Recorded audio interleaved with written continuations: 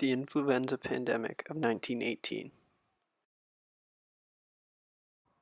On March 11, 1918, a member of the U.S. military in the Fort Riley military camp reported feelings of fever, sore throat, and headache.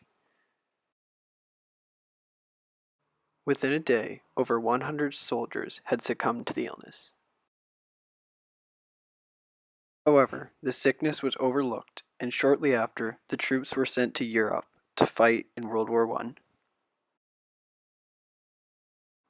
This would mark the beginning of a widespread epidemic, as the brutal living conditions of war allowed the flu to rapidly spread. Doctors knew very little about the new illness. Their best advice was to wear a face mask. The masks did little to prevent the disease from spreading. Within 4 months, 8 million Spaniards had died. Doctors began to prescribe antibiotics, but they had no effect because the influenza was not caused by a bacterial infection. Medical staff did their best to treat patients, but sacrificed their lives doing so. The casualties were so catastrophic that governments began to issue mass burials.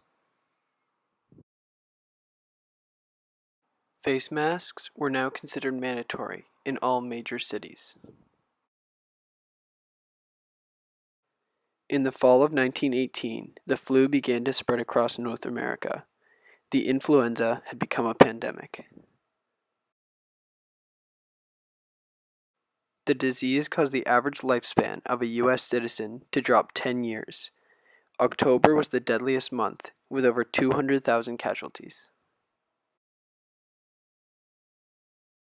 On November 11, 1918, the armistice was signed, and the Great War officially came to an end. Although people celebrated the end of the war, the flu continued to ravage the globe. When the pandemic finally came to an end, it had taken more lives than those suffered during World War I. The flu took the lives of over 50 million people and infected an additional 500 million. Thank you for watching.